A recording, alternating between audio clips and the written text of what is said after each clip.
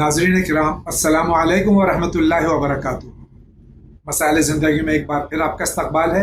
आपका ये मेज़बान अली जावेद ज़ैदी फिर हाजिर है।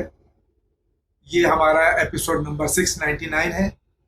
आप जानते हैं कि जो पूरी दुनिया में पेंडेमिक की वजह से हालात हैं, उस वजह से हम शूट नहीं कर पाए। आपके सवालात मुसलसल मौसूल हो रहे हैं। हमने सोचा हम घर में बैठकर इंशाअल्लाह आपके सवालात उलमा के खिदमत में पेश करेंगे ताकि उसके जवाबात आप तक पहुँचें और आप ये महसूस ना कर सकें कि आप मसाइल ज़िंदगी से अलग हैं। आज हमारे सवालात जो आपने भेजे हैं उसके जवाबात हुज्जतुल इस्लाम जनाब मौलाना रूह ज़फ़र साहब क़िबला, इमाम जुमा व जमात, मरकज़ी जामा मस्जिद मुंबई देंगे इंशाअल्लाह। हम इस उम्मीद के साथ कि आप सब बखैरियत होंगे और जो हुकूमती कानून है उसका तहफ़्फ़ुज़ करते हुए अपने हिफ्ज़ मातक़द्दुम के तहत जो डॉक्टर्स ने और हुकूमत ने अहकामात जारी किए हैं उस पर अमल करते हुए आप मुकम्मल तौर से अपनी सेहत का ख्याल रखेंगे। अपने इर्द गिर्द, अपने महल्ले, अपने शहर, अपने मुल्क और तमाम आलम इंसानियत के लिए दुआ गो रहेंगे ताकि ये बीमारी दुनिया से दूर हो और हम एक बार फिर अच्छी तरह से आपकी खिदमत में अपना ये प्रोग्राम पेश कर सकें। आज का ये प्रोग्राम जो है ये यकीनन स्टूडियो में नहीं है, मैं अपने घर से बोल रहा हूँ और इंशाअल्लाह मौलाना जवाबात देंगे। जो टेक्निकल हिचेस हैं, जो इसमें मुश्किलात हैं, इसको आप मद्देनज़र रखते हुए दरगुजर फरमाएंगे और इंशाअल्लाह आपकी समाअत और आपकी जो मुश्किलात हैं उसमें जो दिक्कतें आ रही हैं उसके लिए हमें माफ़ फरमाएंगे। आइए इसी के साथ हम सबसे पहला सवाल लेते हैं, देखते हैं सवाल कहाँ से। जनाब, मैं मोहम्मद ज़फ़र ज़ैदी अलीगढ़ से बोल रहा हूँ। जावेद भाई, मौलाना साहब, सलाम अलैकुम। दिमाग में खलिश ये है कि जब बनी उमैया ने कुरान जमा किया तो कुरान तरतीब में नहीं था कि जो आयतें मिलती रहीं उन्हें जमा किया गया, फिर उन्हें सूरों की शक्ल दी गई और फिर वो 30 पारों में तकसीम हो गया। ऐसे बेतरतीब कुरान को हजरत अली ने सनद दी। ऐसी क्या मजबूरी थी कि उनको इस बेतरतीब कुरान को सनद देनी पड़ी? जरा इसकी वजाहत चाहता था आपसे। बिस्मिल्लाहिर्रहमानिर्रहीम। सलाम अलैकुम वरहमतुल्लाहि वबरकातुहू। तमाम नाज़रीन की खिदमत में हदिये तबरीक व तहनियत अर्ज़ करते हैं। खुदावंद आलम की बारगाह में दुआ करते हैं कि माह मुबारक रमज़ान की इबादतों की कबूलियत के साथ नेक आमाल की हमें तौफ़ीक़ अता फ़रमाए। और जैसा कि मोहतरम जावेद भाई ने अर्ज़ किया, हम सब की ज़िम्मेदारी है कि हम जो अहकाम, जो दस्तूर हमें डॉक्टरों की जानिब से मिल रहा है, जो हुकूमत की तरफ से बताया जा रहा है, उसके मुताबिक अमल करते हुए अपनी जान की भी हिफाजत करें, दूसरों की जान की भी हिफाजत करें और रब करीम की बारगाह में दुआ करें कि इमाम ज़माना के वजूद ज़ीजूद की बरकत से ये मनहूस वबा पूरी दुनिया से ख़त्म हो जाए और सबको आसाइश व सुकून हासिल हो। सवाल ये पूछा गया है कि वो कुरान जो बनी उमैया ने जमा किया था उसको मौला अली ने सनद क्यों दे दिया, क्या मजबूरी थी? मैं इस गलत फ़हमी को दूर करना चाहता हूँ।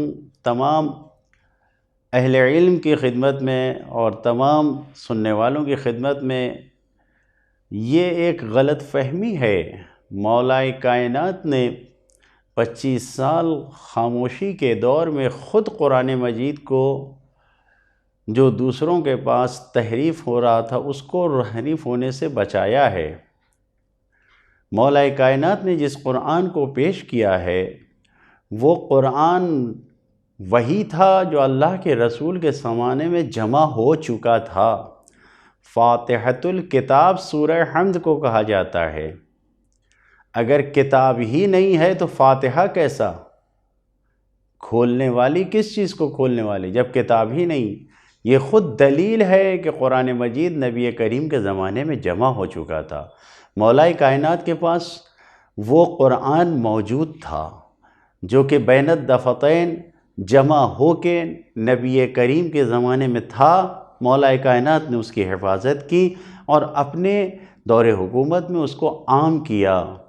لہٰذا مولا کائنات نے جو دوسرے لوگ قرآن مجید میں دخل اندازی کر رہے تھے، تبدیل کر رہے تھے، بدلنا چاہتے تھے یا اپنے اپنے سلیقے سے اس کو مرتب کرنا چاہتے تھے، مولا کائنات نے اس سے روکا ہے۔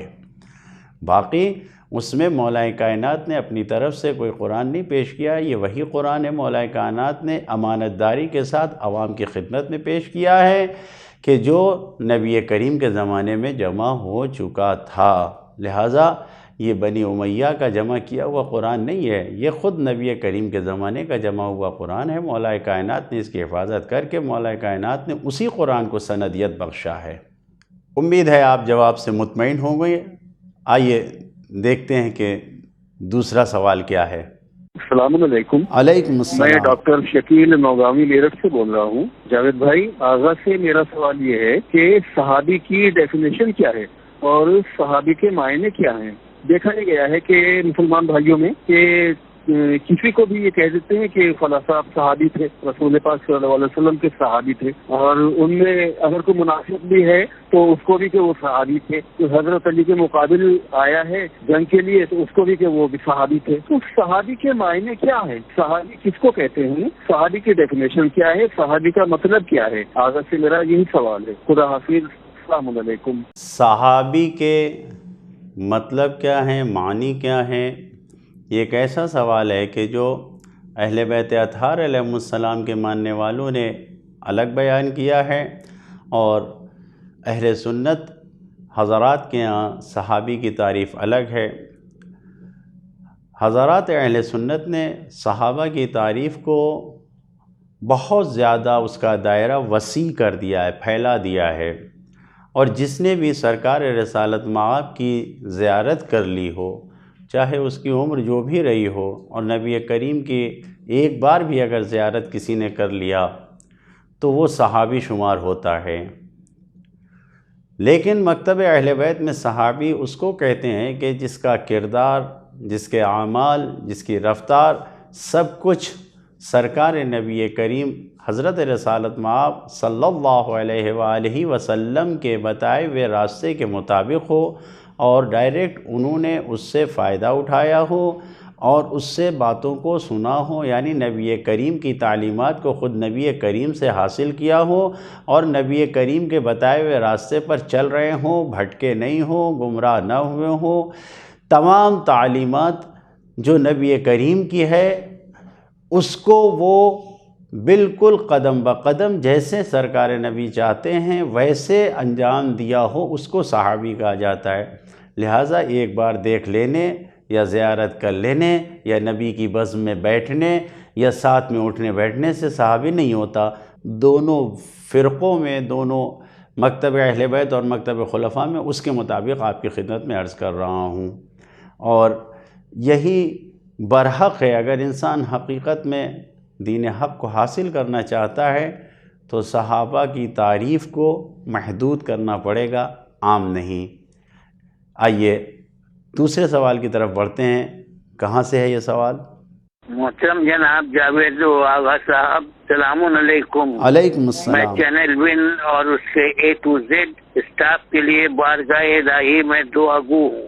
میں کولکتہ سے انعام بھائی بول رہا ہوں۔ چند سوالوں کا سوال ہے۔ پہلا سوال یہ ہے کہ سورہ توبہ میں تو 10 آیتوں تک کے لیے بسم اللہ الرحمن الرحیم نہیں پڑھنا ہے، جسے سورہ برات کہتے ہیں، لیکن سورہ توبہ کی آخری آیت میں سے کہیں سے بھی تلاوت کرنا چاہیں تو کیا بسم اللہ الرحمن الرحیم نہیں پڑھ سکتے؟ دوسرا سوال یہ ہے کہ جیسے اہل سنت حضرات کے کیلنڈر میں ہے کہ صبح سحری کا وقت ختم، فجر کا وقت شروع، یعنی 4:25 پر سحری کا وقت ختم اور فجر کا وقت شروع ہو گیا، حضرات اپنے شروع ہو گیا، تو کیا میں اس وقت نماز پڑھ سکتا ہوں فجر کی، جبکہ اہل سنت حضرات اپنے ہی وقت معین سے لگ بھگ 8 گھنٹے بعد اذان اور لگ بھگ 8 گھنٹے بعد نماز پڑھتے ہیں. برائے مہربانی اس کی وضاحت کر دیں تو نوازش ہوگی. فقط آپ لوگوں کا انعام کولکتہ سے. سورہ توبہ میں بسم اللہ کا کیا حکم ہے، یہ سوال ہے. جب سورہ توبہ شروع کرتے ہیں تو اس وقت ہمیں بسم اللہ الرحمن الرحیم نہیں پڑھنا ہے، لیکن ہم بیچ سے کہیں سے بھی اگر سورہ توبہ کو شروع کرنا چاہتے ہیں تو بسم اللہ الرحمن الرحیم کی تلاوت کر کے ہم سورہ کی تلاوت کر سکتے ہیں، کوئی حرج نہیں ہے. دوسرا سوال سحری اور نماز کے وقت کے متعلق ہے. دیکھیے، اذان صبح سے لے کر اذان مغرب تک کا روزہ ہمیں رکھنا ہے. یہ ہم نے لوگوں کی، عوام کی آسانی کے لیے، جو بہت زیادہ دقیق نہیں ہے، جو بہت زیادہ سمجھنے میں مشکل جن کو ہوتی ہے، ان کے لیے یہ کہا گیا کہ مثلا ترک سحر ختم کرنے کا یہ وقت ہے اور اذان کا یہ وقت ہے. 2-4-5 منٹ کا وقفہ دے دیا، لیکن حقیقت یہ ہے جو اذان کا وقت ہے وہی ترک سحری کا وقت ہے. مثال کے طور پر 4:30 بجے اذان صبح کا وقت ہے تو 4:30 ہی بجے سحری ختم کرنے کا بھی وقت ہے. اب آپ 4:30 بجے سحری ختم کیجئے اور اسی وقت اذان دیجئے اور اذان دیجئے آرام سے. 2-4-5 منٹ کے بعد آپ اپنی نماز کو پڑھ لیجئے.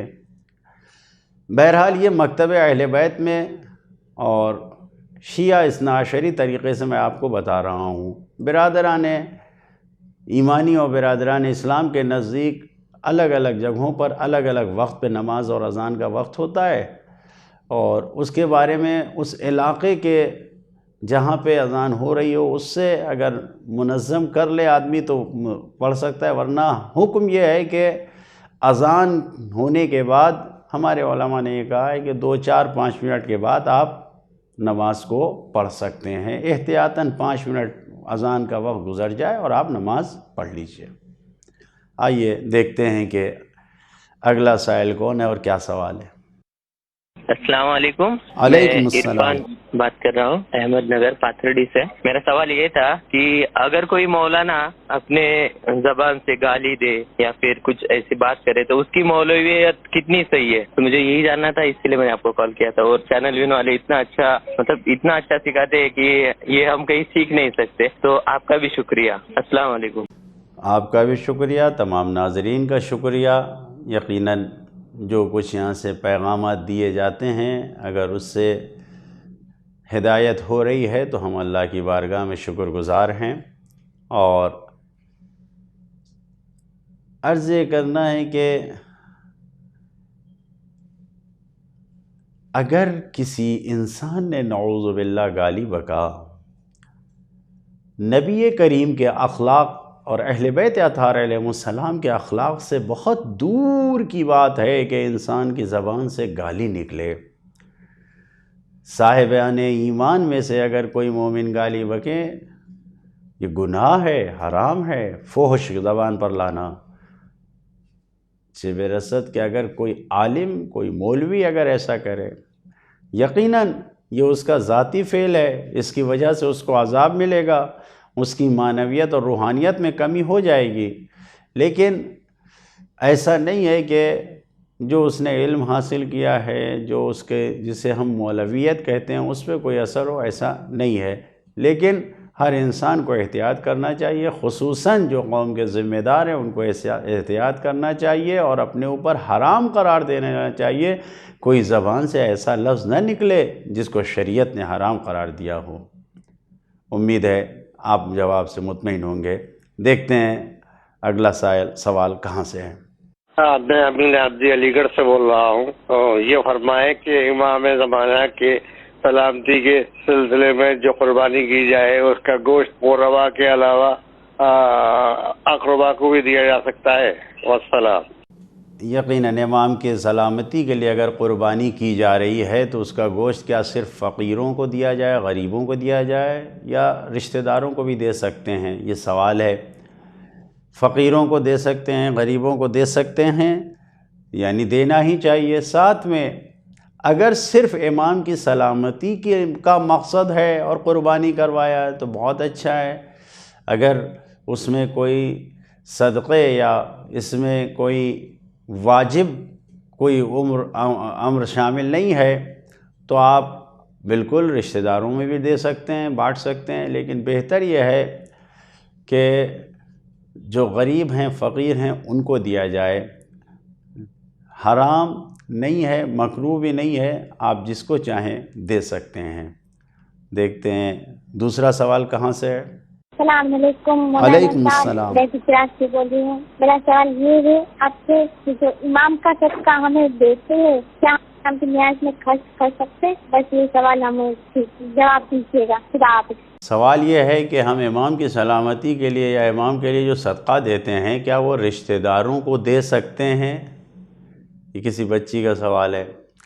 بالکل دے سکتے ہیں. یہ ایک واجب صدقہ نہیں ہے بلکہ سنت صدقہ ہے. یہ ہم نے اپنی خوشی سے، اپنے امام کی خوشی کے لیے، اپنے خدا کو خوش کرنے کے لیے، ان کی سلامتی کے لیے یہ صدقہ دیا ہے.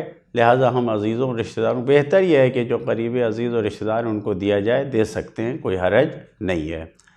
دیکھتے ہیں یہ سوال کس جگہ سے، فرمائیے. السلام علیکم. میرا نام سید جاوید عباس ہے. قبلہ میں احمد آباد سے بول رہا ہوں. میرا سوال نماز سے متعلق تھا، اور فی الحال جو کورونا کی جو تکلیف چل رہی ہے قبلہ، تو اس میں لوگ اکثر ہاتھ دھویا کرتے ہیں اور سینیٹائزر وغیرہ بھی لگایا کرتے ہیں. تو قبلہ میں نماز کے لیے جب جاتا ہوں، مطلب مثال کے طور پر وغیرہ میں نماز پڑھنے جاتا ہوں، اور باقی جو شیشی جسے کہتے ہیں سینیٹائزر کی، وہ اپنے کھیسے میں لے کے جاؤں، اور وضو سے مکمل فارغ ہوئے بعد جب نماز کے مصلی پہ جاؤں تو وہ شیشی میں سے تھوڑا سا سینیٹائزر نکال کے ہاتھ پہ گھیس کے پھر وہ شیشی کو اپنے کھیسے میں رکھ لوں، اور اس کے بعد اگر نماز میں ادا کروں گا تو کیا نماز میں کوئی وہ اس کا اثر ہوگا یا نہیں؟ بس مجھے اتنا جواب دے دیجیے. خدا حافظ. حالات حاضرہ کے مطابق یہ سوال پوچھا گیا ہے کہ سینیٹائزر کی شیشی اگر جیب میں رکھ کے لے کے جا رہے ہیں ہم تو کیا نماز صحیح ہوگی یا نہیں صحیح ہوگی؟ بالکل نماز صحیح ہے، کوئی حرج نہیں ہے. سینیٹائزر وضو کے بعد آپ کے ہاتھ میں لگا بھی ہوا ہے، آپ نے اس سے ہاتھ پوچھا ہے اور آپ نماز پڑھنے گئے تو نماز صحیح ہے آپ کی. اور جیب میں رکھی ہوئی شیشی آپ کے پاس جو ہے اس کو رکھنے سے بھی کوئی نماز پہ اثر نہیں پڑے گا. فرمائیے آپ کا کیا سوال ہے؟ جی میرا نام ہے سید علی عباس اور میں مرشدآباد شہر سے ہوں. یہ میرا مسئلہ یہ ہے کہ آج کل کے دور پر جو فیشن چلا ہے ٹیٹو کا، تو کچھ میں نے جہاں تک مجھے علم ہے کہ آئمہ کا یا پھر کوئی بھی جاندار کا ٹیٹو ہم نہیں بنا سکتے، تو کیونکہ اس کے لیے کوئی جانور کا ٹیٹو بھی ہماری نماز جائز نہیں ہوگی، اور آئمہ کا بنانے کے لیے یا پھر کوئی آیت چھپنے کے لیے تو ہم کو باوضو اینی ٹائم پاک صاف رہنا پڑے گا، تو وہ بھی شاید جائز نہیں ہوگا. اس کے علاوہ بھی ہم کوئی الفابیٹ یا پھر کوئی ایسی بناوٹی ہم بنا سکتے ہیں؟ ٹیٹو کے بارے میں آپ کا سوال ہے کہ یہ بنا سکتے ہیں یا نہیں بنا سکتے ہیں. معمولی طور پر جو ٹیٹو بنتا ہے جسے خالکوبی کہتے ہیں فارسی میں، اس کی اجازت علماء نے دی ہے، لیکن خیال رہے کہ اگر خواتین بنا رہی ہیں تو نامحرم کی نگاہ اس پر نہیں پڑنی چاہیے، اور نہ ہی نامحرم کا ہاتھ جسم میں لگنا چاہیے.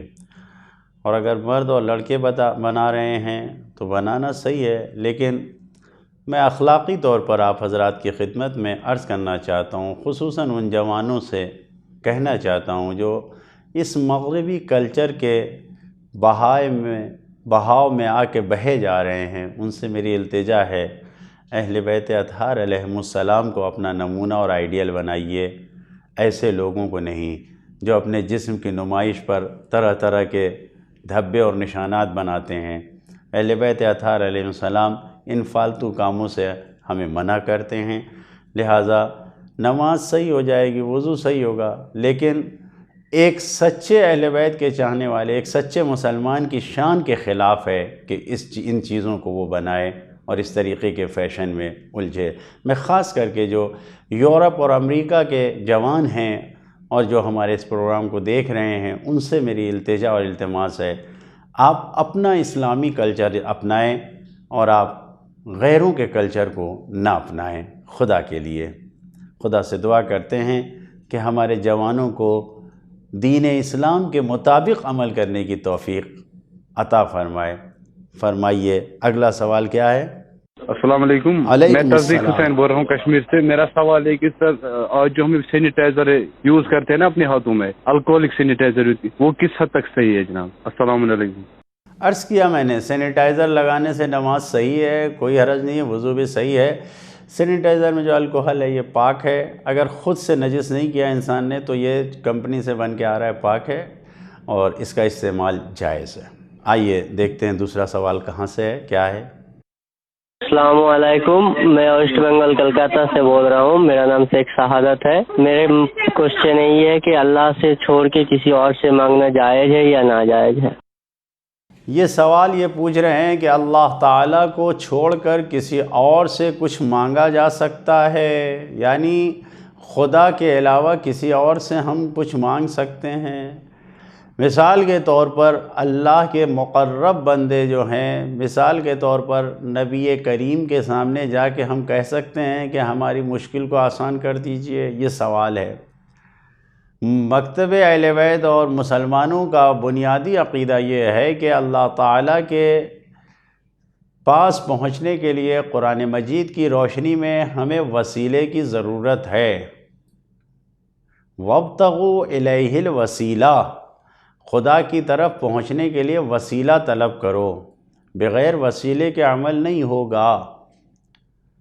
جس طریقے سے خداوند عالم کی عبادت کرنے کے لیے معبود حقیقی خداوند عالم ہے, خداوند عالم کی عبادت کرنے کے لیے, اس تک پہنچنے کے لیے اس نے خانہ کعبہ کی طرف چہروں کو موڑنے کا حکم دیا ہے. فَوَلُّوا وَجُوهَكُمْ شَطْرَ الْمَسْجِدِ الْحَرَامِ, مسجد حرام خانہ کعبہ کی طرف اپنے رخوں کو موڑ دو. انصاف سے بتائیں صاحبان عقل, کیا خانہ کعبہ کے پتھر اور دیواریوں میں خدا رہتا ہے؟ کیا خانہ کعبہ جو ہم کہتے ہیں بیت اللہ الحرام ہے, کیا واقعاً وہاں خدا رہتا ہے یا نہیں؟ خدا نے یہ کہا ہے کہ عبادت کی نیت سے اس طرف اپنے دلوں کو, اپنے سروں کو جھکاؤ. معبود حقیقی صرف اللہ ہے. تو خود خانہ کعبہ ایک وسیلہ اور ذریعہ ہے جس کے ذریعے سے ہم خدا تک پہنچ رہے ہیں. لہٰذا اگر انسان ایسوں کو جس کو خدا نے اپنے یہاں بآبرو باعزت بنایا ہے, جناب موسیٰ کو وجیہن کہا ہے, جناب عیسیٰ کو وجیہ کہا ہے, نبی کریم نے خود اپنے آپ کو سنن ترمذی میں یہ ہے, سنن ابن ماجہ میں بھی ہے کہ نبی نے عثمان ابن حنیف کی جو روایت ہے اس میں کہا کہ مجھ سے مانگو, یعنی کس طریقے سے؟ بے نبی کا یا وجیہن. اب یہ سب کلمات وجیہ یعنی جو خدا کے نزدیک عزت و آبرو رکھتا ہے اس کو ذریعہ بنایا جا سکتا ہے اور اس کے ذریعے سے خدا سے مانگا جا سکتا ہے, اس سے کہہ کے خدا کی بارگاہ تک پہنچا جا سکتا ہے. لہٰذا خدا کو چھوڑ کر کا مطلب یہ نہیں ہونا چاہیے کہ ہم خدا سے کچھ مانگ ہی نہیں رہے ہیں بلکہ ہم کسی بازار پہ جا کے کسی اور کے سامنے مانگیں. نہیں, خدا ہی ہمیں دے گا. خدا ہی نے ان کو عزت و اکرام اور یہ منصب دیا ہے کہ وہ اللہ کے بندوں کی خدمت میں پہنچ سکے. لہٰذا خدا کے ساتھ ساتھ ہم دوسروں کو بھی جو خدا سے جڑے ہوئے ہیں ان کے ذریعے سے ہم خدا تک پہنچ سکتے ہیں اور ہم مانگ سکتے ہیں. آئیے دیکھتے ہیں ان کا کیا سوال ہے. السلام علیکم. میرا کوشچن یہ ہے کہ میں نے امام زمانے کے نام پہ کچھ پرسنٹ رکھا ہے کہ وہ جو میرا حاجت بھی ہو گیا, وہ پیسے مجھے دینے ہو, کہاں سے میں دوں, کس کو دوں اور کیسے میں وہ استعمال کرنا ہے, یہ میرا کوشچن ہے مولانا صاحب سے. شکریہ. السلام علیکم. آپ نے امام کے لیے جو کچھ پرسنٹیج رکھا ہے, جو اماؤنٹ رکھا ہے, وہ آپ پوچھ رہے ہیں کہ کس کو دوں. اگر آپ کے شہر میں آپ کے پاس کوئی حقدار غریب پایا جاتا ہے, اہل بیت کا چاہنے والا ہے, تو آپ اس کو دے دیجئے. اور اگر آپ ایسی جگہ پہ ہیں جہاں پر آپ کے سامنے کوئی ایسا نہیں ہے, ماشاءاللہ سب کھاتے پیتے ہیں, کوئی غریب فقیر نہیں ہے, تو آپ چینل ون کے اکاؤنٹ میں بھیج کر بتا دیجئے کہ یہ اماؤنٹ کس مد کا ہے, یعنی آپ لکھ دیجئے چینل ون کے اکاؤنٹ میں بھیج کر کہ یہ امام زمانہ کی امانت ہے، رقم ہے، امام زمانہ کے لیے میں نے رکھا ہے، تو یہاں پر جو حقدار ہیں ان تک پہنچا دیا جائے گا۔ کیا سوال ہے؟ سر میں میرٹھ سے بول رہا ہوں، تنویر حسین۔ سر میری کوشچن یہ ہے کہ ہمارے جو بھائی ہیں ماں کا احترام نہیں کرتے اور بدتمیزی سے بولتے ہیں، ان کا روزے میں سر کیا حساب ہوگا؟ سر میں تنویر حسین میرٹھ سے بول رہا ہوں۔ السلام علیکم۔ علیکم السلام تنویر صاحب، یقیناً آپ کا سوال عظیم ہے۔ انسان اگر دنیا اور آخرت دونوں جگہ کی کامیابی اور بھلائی کو چاہتا ہے تو ماں اور باپ کا احترام کرنا واجب ہے۔ اگر انسان دنیا میں بھی ذلیل و خوار اور رسوا ہونا چاہتا ہے تو ماں اور باپ کا احترام نہ کرے، اور آخرت میں تو اس کے لیے بدترین عذاب جہنم ہے ہی۔ جو انسان اپنے والدین کا احترام نہیں کرتا، بخصوص اپنی ماں کا احترام نہیں کرتا، اس کے لیے سوائے لعنت و پھٹکار کے دنیا اور آخرت میں نقصان اور گھاٹا اٹھانے کے کچھ بھی نہیں ہے۔ ظاہر میں شیطان جو بھی ہمارے دلوں میں ڈال دے کہ ہم احترام کریں نہ کریں، ہماری زندگی تو اچھی گزر رہی ہے، لیکن یقین جانیے یہ زندگی صرف لعنت سے بھری ہوئی ہے۔ یہ خدا سے دور کرنے کا ذریعہ ہے اگر انسان اپنے والدین کا احترام نہیں کرتا۔ لہذا والدین کا احترام کریں۔ دنیا میں جتنے انسان کامیاب ہوئے ہیں ان کے ساتھ ان کے والدین، ان کی ماں کی دعا تھی۔ جتنے انسان ناکام ہوئے ہیں وہ سب وہی ہیں جن کے ساتھ ان کے ماں باپ کی دعا نہیں تھی۔ لہٰذا ماں باپ کا احترام کرنا واجب ہے۔ آخرت سے پہلے دنیا میں ہی عذاب میں انسان مبتلا ہو جائے گا اگر ان کی بے احترامی کرے گا۔ دیکھتے ہیں دوسرا سوال کہاں سے ہے۔ السلام علیکم۔ علیکم السلام۔ میرا نام نثار حسین ہے، میں حیدرآباد سے بات کر رہا ہوں۔ جاوید بھائی آپ کو بھی میرے سلام۔ میرا سوال یہ ہے کہ میں 78 برس کا آدمی ہوں، کوئی نماز وغیرہ جو بھی پڑھتا ہوں بالکل بیٹھ کے پڑھتا ہوں، میں اٹھ نہیں سکتا ہوں۔ تو جب نماز نافلہ نماز جو پڑھنے کی ہوتی ہے تو جو میں دو رکعت پڑھ کے ایک رکعت سمجھوں یا ایک رکعت کو ایک رکعت سمجھوں، یہ میرا جواب ہے۔ آپ کو اس کا جواب دیں گے، آپ کی بڑی مہربانی۔ خدا حافظ۔ بیٹھ کر نماز پڑھتے ہیں تو سوال یہ کر رہے ہیں کہ اگر ہم بیٹھ کے نماز پڑھیں گے تو یہ 2 رکعتی نماز 1 رکعتی گنی جائے گی، شمار ہوگی، یا 2 رکعتی؟ اللہ تعالیٰ سب کو جسمانی طور پر صحت و سلامتی اور طاقت و قوت عطا فرمائے کہ وہ اللہ کی عبادت صحیح طریقے سے انجام دے سکیں انشاءاللہ۔ آپ اگر مجبوری کی حالت میں بیٹھ کر نماز پڑھ رہے ہیں یا جو بھی مجبوری کی حالت میں کہ وہ نہیں کھڑے ہو کے نماز نہیں پڑھ سکتا، تو مجبوری کی حالت میں اگر آپ نماز پڑھ رہے ہیں تو آپ جتنی رکعت بھی پڑھیں گے اتنی ہی رکعت آپ کی شمار کی جائے گی۔ لیکن نہیں، اگر آپ مجبوری کی حالت میں نہیں بلکہ آپ اسی طریقے سے آپ نے عادت بنا لی کہ سنتی نمازوں کو بیٹھ کے پڑھا کرتے ہیں، تو سنتی نمازوں کے لیے یہی کہا گیا کہ اگر انسان بغیر کسی عذر اور بغیر کسی مجبوری کے انجام دے رہا ہے تو 2 رکعت کو 1 رکعت شمار کرے، لیکن اگر کوئی مجبوری نہیں ہے تو جو 2 رکعت ہے وہ 2 ہی رکعت شمار کی جائے گی۔ فرمائیے آپ کا کیا سوال ہے؟ السلام علیکم۔ وعلیکم السلام۔ مولانا صاحب، میں نارتھ امریکہ سے بول رہی ہوں۔ میرا سوال یہ ہے کہ میرے اوپر کافی قضا نمازیں ہیں، تو کیا میں مستحب نماز پڑھ سکتی ہوں؟ جبکہ میں قضا نمازیں روزانہ 1 دن کی 17 رکعت پڑھتی ہوں۔ دوسرا سوال یہ ہے کہ رمضان میں رات کو عشاء کے بعد 20 رکعت نماز روزانہ پڑھنا لکھا ہے مفاتی میں، تو کیا میں ان کو قضا کی نیت سے پڑھ سکتی ہوں اور اس کا طریقہ کیا ہوگا؟ شکریہ۔ سوال یہ ہے کہ نمازیں قضا ہیں، اس کو ادا کر رہے ہیں، تو کیا مستحب اور سنت نمازیں بھی پڑھ سکتے ہیں؟ یا ماہ مبارک رمضان میں جو سنت نمازیں ہیں اگر قضا نمازیں ہیں تو ان کی جگہ ہم اسے پڑھ لیں؟ دیکھیے دونوں صورت میں انسان پہلی کوشش یہی ہونی چاہیے کہ کسی بھی حالت میں انسان نماز کو قضا نہ کرے، اور خدا نہ خواستہ اگر نماز چھوٹ جاتی ہے تو فوراً اسے قضا کرنا واجب ہے، دیر نہ کریں۔ مثال کے طور پر آپ سوتے رہ گئے، آپ کی آنکھ کھلی 8 بجے جبکہ اذان نماز صبح قضا ہو گئی 6 بجے، 2 گھنٹے کے بعد آپ اٹھے، تو اب آپ انتظار نہ کریں کہ ہم دوپہر کی نماز کے ساتھ پڑھ لیں گے، نہیں، آپ فوراً آپ 8 بجے اٹھے، 7:30 بجے اٹھے، نہیں 6 بجے قضا ہوئی، آپ 6:15 بجے اٹھے، فوراً وضو کیجیے اور نماز کو ادا کر دیجئے۔ نماز قضا کو اپنے ذمے باقی نہیں رکھنا چاہیے۔ اب اگر کسی کی نماز قضا ہو گئی ہے اور وہ ادا کر رہا ہے تو سنت نمازیں، اگر انسان کو یقین ہے کہ وہ نمازیں ادا کر لے جائے گا تو سنت نمازیں پڑھے، ورنہ پہلی فرصت میں زیادہ سے زیادہ اپنی واجب کو ادا کرنے کے لیے پہلے اپنے واجب کو ادا کر دیں۔ جتنی سنت نمازیں، مثال کے طور پر 20 رکعت جو ماہ مبارک رمضان کے شبوں میں نماز ہے، آپ اس کی جگہ پر اپنے واجب نمازوں کو پڑھ لیجئے۔ خداوند عالم آپ کی نیت کو دیکھ رہا ہے، پہلے اپنی واجب کو ادا کر لیجئے، بعد میں سنت نمازوں کو پڑھیے۔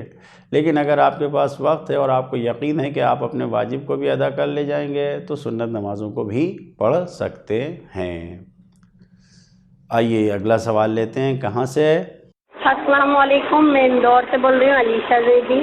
میرا سوال ہے کہ اپن جب فجر کی اذان ہوتی ہے تو جب آسمان پہ نیلا چھائی جاتی ہے تو کیا نماز پڑھ سکتے ہیں کیا یا نہیں پڑھ سکتے، نماز قضا ہو جائے گی؟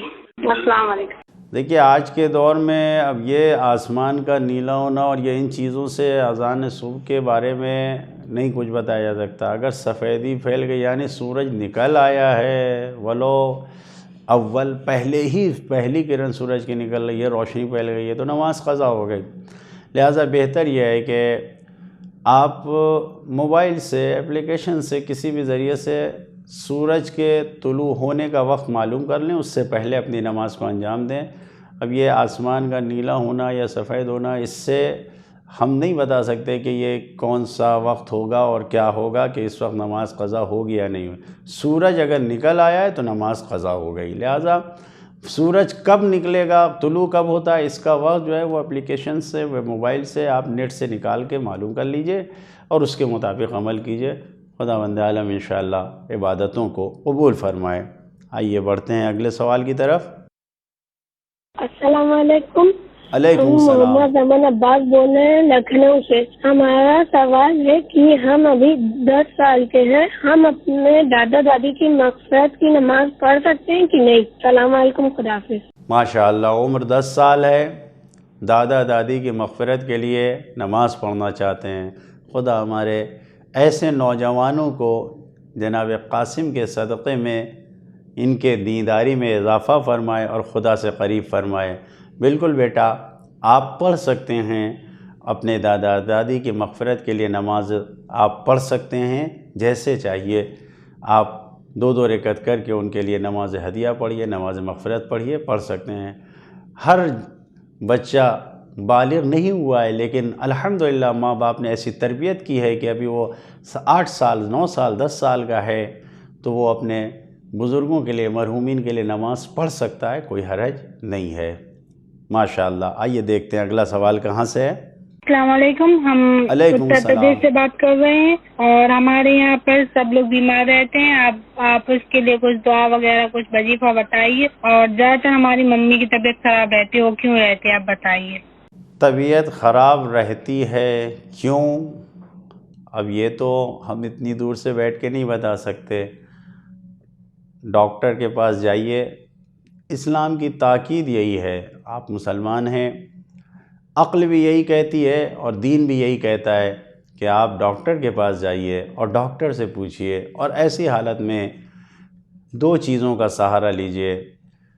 ڈاکٹر کی دوا کے علاوہ 2 چیزوں کا سہارا لیجئے۔ ایک، دعا کا سہارا لیجئے، دعا کیجئے اللہ تعالیٰ کی بارگاہ میں، اہل بیت کی بارگاہ میں، اور دوسرے صدقہ نکالیے۔ اگر اکثر لوگ بیمار رہتے ہیں تو سب کو مل کے صدقہ نکالنا چاہیے۔ زیادہ تر لوگ ہیں تو زیادہ تر سب مل کے صدقہ نکالیں، اور خاص کر کے اگر قربانی کا صدقہ پیش کیا جائے اور اس کو غریبوں میں تقسیم کیا جائے تو بلا اور وبا اور یہ بیماریاں دور ہو جاتی ہیں۔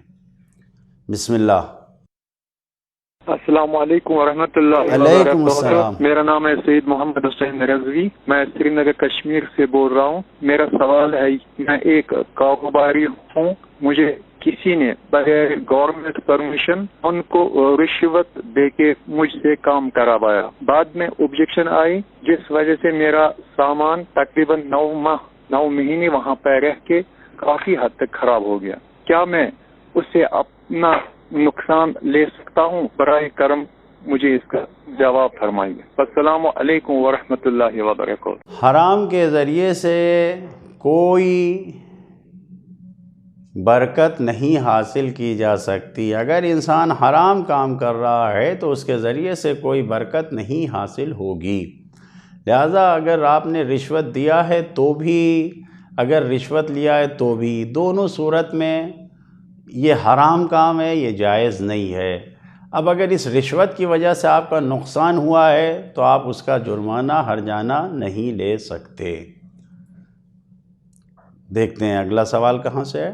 السلام علیکم، میرا نام زہرا ہے، میں کولکاتہ سے بول رہی ہوں۔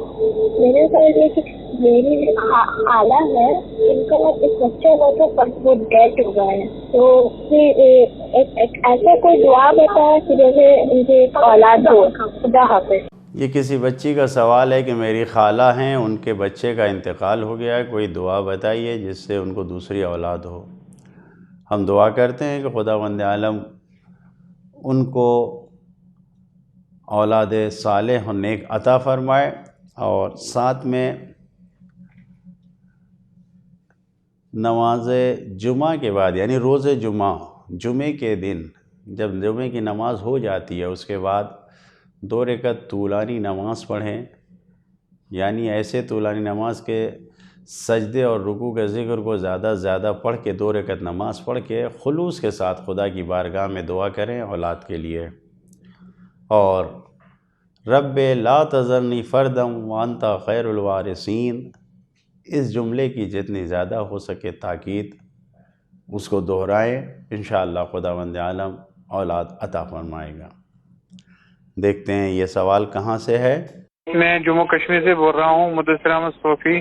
مجھے حال ہی میں ٹرانسپلانٹ ہوا ہے کیونکہ میری کڈنی جو تھی وہ بینا دیوی نہیں تھی، اور میرا جو مدر کا کڈنی تھی اس کے خامد کو دے دی، کیونکہ اب میں نے کڈنی لی ہے ان سے، وہ تو غیر مسلم ہیں، تو اب اس میں کیا یہی کہنا تھا کہ یہ ٹھیک ہے یا غلط۔ مدثر احمد صوفی، میں جموں کشمیر سے بول رہا ہوں۔ کسی غیر مسلم کی کڈنی ہم کو ڈونیٹ کی گئی ہے، ملی ہے، بہرحال ہم مسلمان ہیں، ہمیں ملی ہے، تو یہ صحیح ہے غلط ہے؟ صحیح ہے، اس میں کوئی حرج نہیں ہے۔ اگر آپ نے کسی غیر مسلم کی جان بچائی تو بھی صحیح ہے، اگر آپ کی جان کسی غیر مسلم نے بچائی تو بھی صحیح ہے۔ انسان کی جان بچانا واجب ہے، اور یہ عمل اگر جائز طریقے سے اور حکومت کے قانون کے مطابق اور ڈاکٹری اصولوں کے مطابق انجام پا رہا ہے تو صحیح ہے، اور اس میں کوئی حرج نہیں ہے۔ بسم اللہ، فرمائیے آپ کا کیا سوال ہے۔ السلام علیکم، میں آسام سے بول رہی ہوں، میرا عمر 40 سال ہے، میرا 2 لڑکا ہے، ایک 30 کا اور ایک 25 کا، لیکن یہ 2 لڑکا مل کے میرا ساتھ استغفر اللہ، دونوں لڑکا مل کے میرا ساتھ زنا کرتا ہے، وہ بھی انجیکشن کھلا کے اور ٹیبلٹ کھلا کے، جو نیند آتا ہے میرا، پھر بھی میرا تھوڑا تھوڑا یاد آیا اور ایک دن پکڑ کیا، اس کے بعد میں کیا کروں؟ دنیا میں زندہ رہوں یا مر جاؤ یا دونوں کو مار دوں؟ آپ لوگ ایک اپائے بات بتائیے۔ السلام علیکم، خدا حافظ۔ استغفر اللہ ربی واتوب الیہ۔ دنیا میں ایسے بھی حیوانوں سے پس انسان ہیں کہ جو کسی عورت کو دوا اور انجیکشن لگا کے 2 لڑکے زنا کرتے ہیں۔ استغفر اللہ ربی واتوب الیہ۔ بہت برا عمل ہے زنا، حرام کام ہے، اور اس سے معاشرہ اور سماج برباد ہو جاتا ہے۔ میں اپنی اس بہن سے یہی کہوں گا، یہ جو محترمہ ہیں یہ سوال کر رہی ہیں، اس کا حل ہم نہیں بتائیں گے۔ آپ ایسے لوگوں کو ذلیل و رسوا کرنے کے لیے، ان کے اعمال کی سزا دلانے کے لیے قانون کو اپنے ہاتھ میں نہ لیجئے کہ آپ مار دیجئے یا مر جائیے، بلکہ آپ کرمنل برانچ میں جا کے کرائم برانچ کی جو پولیس ہوتی ہے اس کو بتائیے۔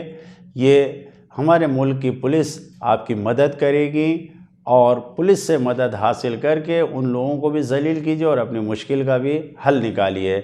اور ساتھ ساتھ اگر آپ کو زیادہ مدد چاہیے تو جو سنستھائیں ہیں، کمیٹیاں ہیں، مہیلا سنستھائیں ہیں، آپ نیٹ پر دیکھ لیجئے، آپ کے علاقے میں جو کمیٹی ہے اس کے پاس جا کے آپ فریاد کیجئے، ان سے کہیے، اور یہ آپ کو مدد دیں گے۔ اور ایسے لوگوں کو پولیس کے ذریعے ذلیل کروائیے، خود قانون کو ہاتھ میں نہ لیجئے۔ بسم اللہ، فرمائیے آپ کا کیا سوال ہے۔ السلام علیکم مولانا صاحب، جاوید بھائی، میں علیکم السلام پاکستان سے بول رہی ہوں۔ اللہ آپ سب کو سلامت رکھ کے آپ کا پروگرام دیکھتے ہیں، بہت اچھا پروگرام ہے، بہت کچھ معلومات ہوتی ہے ہم لوگوں کو۔ میرا سوال یہ ہے کہ اکثر و بیشتر کبھی ایسا ہوتا ہے کہ فجر کی نماز قضا ہو جاتی ہے، صبح میں اٹھ پاتی ہوں، تو میں اگر جیسے 10 بجے تھی 9 بجے اٹھی تو اٹھ کر فوراً پڑھ سکتی ہوں؟ پلیز اس کا مجھے ضرور جواب دیجیے۔ اللہ حافظ۔ یہ ہمارے پڑوس کے ملک سے سوال آیا ہے۔ خدا کا شکر ہے کہ پیغام انسانیت کا استقبال پوری دنیا میں ہو رہا ہے اور اس چینل ون کے دیکھنے والے ہر جگہ موجود ہیں، خدا کا شکر ہے۔ اور آپ کا سوال یہ کہ دیر میں اٹھتی ہیں، کسی بھی وجہ سے نماز قضا ہو جاتی ہے، تو کیا اسی وقت پڑھ سکتے ہیں؟ بالکل واجب ہے، اسی وقت ادا کیجئے، اسی وقت پڑھیے، لیکن کوشش کیجئے کہ نماز صبح قضا نہ ہو۔ اگر انسان کی ایک دن کی نماز صبح چھوٹ جاتی ہے اور وہ ادا کرتا ہے تو 40 دن کے اعمال جو اس نے انجام دیے ہیں، جو ان کے ثوابات ہیں، وہ سب خراب ہو جاتے ہیں۔ یعنی 40 دن انسان محنت کر کے جاگ کے اول وقت ساری نمازوں کو انجام دے کے نماز شب پڑھ کے جو چیز کماتا ہے، ایک دن نماز صبح قضا ہونے سے وہ چھوٹ جاتا ہے۔ لہٰذا کوشش کیجئے رات میں جلدی سوئیے۔ اگر آپ ظہرین اور مغربین کو اول وقت میں انجام دیجئے تو علماء کا بیان یہ ہے کہ خود فرشتے صبح کی نماز کو آپ سے قضا نہیں ہونے دیں گے، آپ کی مدد کریں گے۔ خدا سے دعا کرتے ہیں کہ ہم کو اور آپ کو سب کو اول وقت پر اس کی عبادت انجام دینے کی توفیق عطا فرمائے۔ آئیے اگلا سوال سنتے ہیں، یہ کہاں سے ہیں؟ السلام علیکم، میں علی حسن بول رہا ہوں دبئی سے۔ جاوید بھائی، مولانا صاحب دونوں کو سلام۔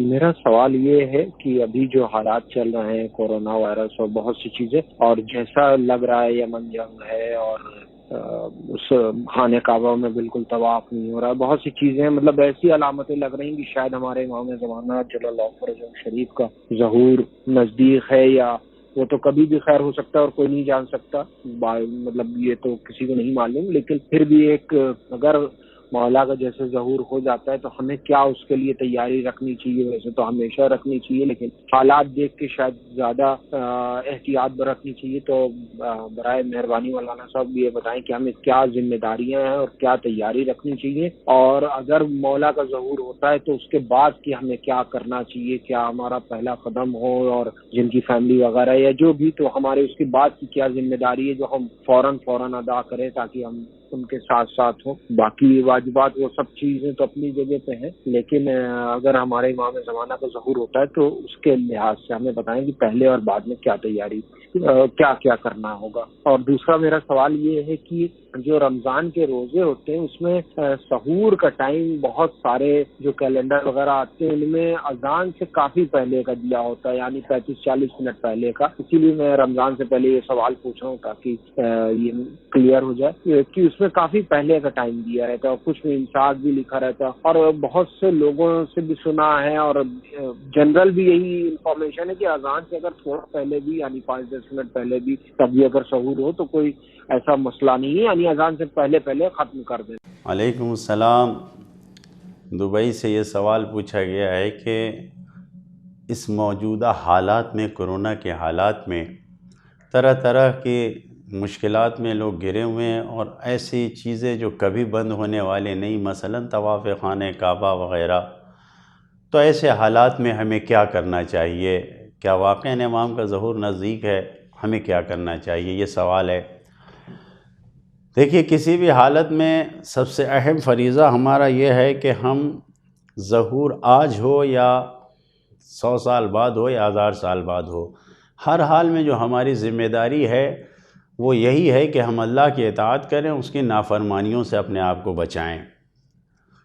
اگر مجھے نہیں معلوم آپ کی عمر کیا ہے، لیکن یقیناً جو لوگ جانتے ہوں گے انہیں یاد ہوگا 1989-90 کے قریب 91 میں جو ایک جنگ ہوئی تھی جسے خلیجی جنگ کہا گیا تھا، جب صدام نے کویت پر حملہ کیا اور پھر کویت کو بچانے کے لیے دنیا بھر کے ساری طاقتیں اکٹھا ہو گئیں، تو ایک خلیجی جنگ یا عالمی جنگ میں تقریباً تبدیل ہو گئی تھی، اور ایک عجیب گہما گہمی کا ماحول تھا اس زمانے میں۔ خصوصاً خلیجی ممالک میں بہت ہی زیادہ بے صبری و بے چینی تھی، ایران میں بھی بہت زیادہ۔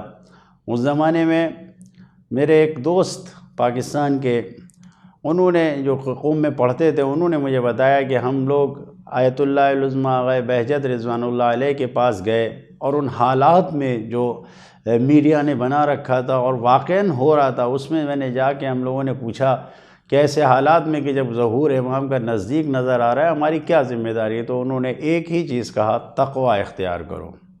یعنی کیا؟ جو واجبات ہیں، جو اللہ نے واجب کیا اس کو عمل کرو، جو حرام ہے گناہوں سے اپنے آپ کو بچاؤ۔ آیت اللہ بہجت ہمیشہ فرماتے تھے، لوگ کہتے ہیں کیا کرو، ہم کہتے ہیں نہ کرو۔ نہ کرو یعنی گناہوں سے اپنے آپ کو بچاؤ۔ جب انسان اپنے آپ کو گناہوں سے بچائے گا، یہی سب سے بڑی خدمت ہے۔ ہمیں اپنے زمانے کے امام کی خدمت کرنے کے سب سے بڑی خدمت یہی ہے کہ ہم اپنے آپ کو گناہوں سے بچائیں۔ اگر ہم گناہوں سے اپنے آپ کو بچائیں گے تو ہم اپنے آپ کو امام کا خادم شمار کروا پائیں گے۔ اور یقین جانیے تیاری ہماری ایسی ہی ہونی چاہیے کہ ہم ہمہ وقت امام کی مدد کے لیے تیار ہیں، لیکن یہ خیال ہونا چاہیے کہ امام ہمیں اسی وقت مدد کے لیے قبول کریں گے جب ہم اپنے آپ کو گناہوں سے پاک رکھیں گے۔ لہٰذا امام کا ظہور انشاءاللہ ہو جائے اور اس کے بعد بھی ہمیں امام کی خدمت کرنے کا موقع ملے، اس کے لیے بھی ہمیں اپنے آپ کو گناہوں سے محفوظ رکھنا ہے۔ امام کے ساتھیوں میں بھی شمار ہونا ہے، ہمیں اپنے آپ کو گناہوں سے محفوظ رکھنا ہے۔ ہر حال میں ہمیں اپنے آپ کو گناہوں سے بچانا ہے، کسی بھی قسم کا گناہ ہم نہ کریں۔ اگر گناہ کریں گے، اگر ہم بے احترامی کریں گے، اگر ہم غیبت کریں گے، ہم چغلی کریں گے، علماء کی بے احترامی کریں گے، ہم کسی مرجع کو مانتے ہیں کسی مرجع کی بے احترامی کریں گے، تو ہم امام زمانہ کے چاہنے والے نہیں ہو سکتے۔ لہٰذا ہمیں چاہیے کہ امام ابھی پردہ غیب میں تو بھی امام کا ظہور ہو جائے تو بھی ہر حال میں ہمیں اپنے آپ کو گناہ سے بچانا ہے۔ پھر امام اپنے چاہنے والے کو خود بلائیں گے، امام خود اس کے پاس آئیں گے اور اپنے آپ کو ہم ان سے قریب کر لیں گے۔ یہ آپ کے پہلے سوال کا جواب ہے۔ دوسرے سوال کا جواب میں نے ابھی تفصیل سے دیا کہ اذان صبح سے لے کر اذان مغرب تک روزے کا حکم دیا گیا ہے۔ لہٰذا اذان کا جو وقت ہے اس سے پہلے ترک سحر کریں، اور اذان اب یہ پہلے 5 منٹ پہلے احتیاط کر لیں، 10 منٹ پہلے کر لیں، آپ کا دل چاہے آدھا گھنٹہ پہلے کر لیں، لیکن شریعت کا حکم یہ ہے کہ اذان صبح تک آپ کھا پی سکتے ہیں۔ جیسے ہی اذان صبح کا وقت آ گیا آپ اپنا کھانا پینا بند کر دیں اور پھر اذان دیں، اور اذان کے بعد نافلہ پڑھ کے 2-4-5 منٹ کے بعد اپنی واجب نماز کو ادا کر لیں۔ انشاءاللہ کہ آپ جواب سے مطمئن ہوں گے، اور اللہ سے دعا کرتے ہیں کہ ہم سب کو اپنے زمانے کی حجت کی خدمت کرنے کی توفیق عطا فرمائے۔ آئیے دیکھتے ہیں اگلا سوال کہاں سے ہے۔ السلام علیکم مولانا صاحب اور جاوید بھائی، میں نارتھ امریکہ سے بول رہی ہوں۔ میرا سوال یہ ہے کہ خمس کے جو مد ہوتی ہے تو اس میں سیم امام بھیج دیتی ہوں رات، اور جو سیم سعید ہوتا ہے وہ میں سعیدوں کو ہر مہینے دے دیتی ہوں، مہینے دیتی ہوں، اکٹھا نہیں دیتی ہوں، اور سیم امام جو میں اکٹھا بھیج دیتی ہوں۔ اب میں حساب تو گناہگار ہوں، پڑھی لکھی نہیں ہوں، کر نہیں سکتی ہوں۔ اگر میں زیادہ دے دوں سیم سید یا سیم امام زیادہ چلا جائے مولا کے نام کا تو کوئی گناہ تو نہیں ہے؟ کم کا تو مجھے پتہ ہے کہ گناہ ہے، مولا کا زیادہ سے زیادہ جانا چاہیے، صحیح جانا چاہیے، لیکن اتفاقاً گھر زیادہ چلا جائے، گناہگار قابل ہو جاؤں تو میں زیادہ دے دوں سیم سید یا سیم امام، تو اس میں کوئی گناہ تو نہیں؟ مجھے پھر اس کا جواب چاہیے پلیز۔ بہت بہت شکریہ، اللہ حافظ۔ علیکم السلام۔ آپ نے نارتھ امریکہ سے سوال کیا، ہم شکر گزار ہیں آپ کے۔ آپ ماشاء اللہ خمس نکالتی ہیں، الحمدللہ سیم امام مرجع تقلید کے ہاتھوں تک پہنچوا دیتی ہیں، سیم سادات آپ بانٹتی ہیں۔ اب سوال آپ کا یہاں پر یہ ہے کہ کم نکال لیں گے تو یہ گناہ ہے، اگر زیادہ نکالیں گے تو گناہ تو نہیں ہے؟ نہیں، بہت اچھا ہے، انسان کو احتیاط کرنا ہی چاہیے، اور جو رقم ہے اس سے زیادہ چلا جائے بہتر ہے، اور ہم زیادہ بھی نکالیں گے تو اس میں کوئی حرج نہیں ہے، ثواب کا ذریعہ ہے، اور تمام صاحبان ایمان کو خدا کی بارگاہ میں زیادہ سے زیادہ خرچ کرنا چاہیے، کہ اس کا ثواب دنیا میں بھی ہے، اس کا احساس دنیا میں بھی ہوتا ہے اور آخرت میں بھی اس کا ثواب بہت زیادہ ہے۔ آئیے دوسرا سوال سنتے ہیں، فرمائیے۔ السلام علیکم۔ علیکم میں السلام۔ نوا بول رہی ہوں لکھنؤ سے۔ مجھے آپ سے یہ پوچھنا ہے کہ آپ مجھے ایسی کوئی دعا بتا دیں جس سے میری بہن کا جلد سے جلد اولاد ہو۔ اس کی شادی کو 4 سے 5 سال ہو گئے ہیں لیکن ابھی کوئی اولاد نہیں ہوئی ہے۔ میری ممی بہت دعائیں کرتی ہیں اور زندہ امام کی نمازیں پڑھتی ہیں، دعائیں کرتی ہیں۔ آپ مجھے کوئی ایسی دعا بتائیں جس کا اثر جلد سے جلد ہو۔ یہ سوال یہ ہے کہ اولاد کے لیے دعا ہے، بہت سوال آتے ہیں، ابھی بھی پہلے بھی ایک سوال آیا تھا، پھر یہ سوال آیا ہے اور ممکن ہے اور بھی سوال ہو، تو غور سے سنیں۔ اگر ہمیں واقعاً اولاد کی طلب ہے تو سب سے پہلے ہمیں خدا کی بارگاہ میں دعا کرنا چاہیے کہ نیک اور صالح اولاد ہمیں دے جو ہماری مصلحت کے مطابق ہو۔ عیون اخبار الرضا میں یہ روایت موجود ہے، مسند الامام الرضا میں یہ روایت موجود ہے، مسند جو ہے اس میں امام حضرت علی نقی علیہ السلام کی خدمت میں کسی شخص نے آ کے سوال کیا، یا ابن رسول اللہ میرے پاس اولاد نہیں ہے، اولاد کے لیے کچھ نسخہ بتائیے کچھ۔ امام مسکرائے اور فرمایا ایک انگوٹھی خرید لو، انگوٹھی لے لو اور اس میں فیروزے کا پتھر لگواؤ، یعنی نگین جو اس میں ہو اس انگوٹھی میں فیروزے کا ہو، فیروزے کی انگوٹھی پہنو اور اس کے اوپر قرآن مجید کی اس آیت کو، سورہ انبیاء کی 89 نمبر آیت، یہی رب لا تذرنی فردا وانت خیر الوارثین، یہ لکھ کر انگوٹھی پہن لو۔ شوہر بھی پہن لے، زوجہ بھی پہن لے، دونوں پہن لیں، اور پھر ظاہر ہے کہ دعا کی رکاوٹ، دعا میں قبولیت میں جو رکاوٹ ہے اس کو دور کریں۔ تو آپ اس انگوٹھی کو پہن لیں انشاءاللہ۔ وہ راوی کہتا ہے کہ میں نے امام سے پوچھا تھا، 1 سال نہیں گزرا میرے یہاں فرزند کی ولادت ہوئی۔ لہذا میں نے عرض کیا نماز جمعہ کے بعد ایک طولانی سجدے اور طولانی رکوع کے ساتھ 2 رکعت نماز پڑھ کے خدا کی بارگاہ میں دعا کریں کہ اصول کافی میں ایک دعا ہے، اس دعا کو بھی یہ 4-5 سطر کی دعا ہے جس میں یہی دعا کیا گیا ہے، اللہم انی اسألک بما سألک بنی زکریا اذ قال رب لا تذرنی فردا وانت خیر الوارثین۔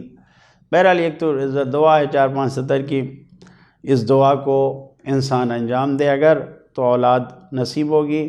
اسی طریقے سے ایک اور نسخہ جو بیان کیا گیا ہے مکارم الاخلاق نامی کتاب میں، یہ دیا گیا ہے کہ میاں اور بیوی یعنی وائف اور ہسبینڈ ہر روز صبح اور شام دونوں ٹائم 70 مرتبہ سبحان اللہ کہیں، اور جب سبحان اللہ کہہ لیں تو اس کے بعد 10 مرتبہ استغفر اللہ ربی واتوب الیہ کہیں، اس کے بعد 9 مرتبہ پھر سبحان اللہ کہیں، اور پھر 1 مرتبہ استغفر اللہ کہیں، استغفر اللہ ربی واتوب الیہ کہیں۔ اور یہ ہمارے 5ویں امام کا دستور ہے، یعنی انہوں نے حکم دیا ہے۔ اسی طریقے سے صبح شام کرتے رہیں، انشاءاللہ خداوند عالم انہیں صاحب اولاد بنائے گا، اولاد حاصل ہوگی انشاءاللہ تعالی۔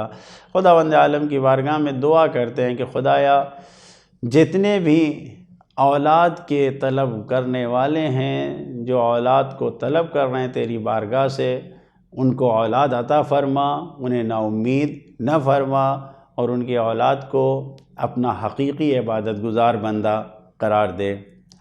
یقیناً آپ نے ان سوالات کو پوچھا اور جوابات آپ کو دیے گئے قرآن و حدیث کی روشنی میں، انشاءاللہ کہ آپ مطمئن ہوں گے۔ اسی کے ساتھ تھوڑا سا ایک مختصر وقفہ لیا جاتا ہے اور اس کے بعد پھر واٹس ایپ کے ذریعے جو سوالات ہیں اس کو آپ کی خدمت میں پیش کیا جائے گا۔ آپ چینل ون دیکھتے رہیں، حاضر رہیں، ہم ابھی حاضر ہوتے ہیں۔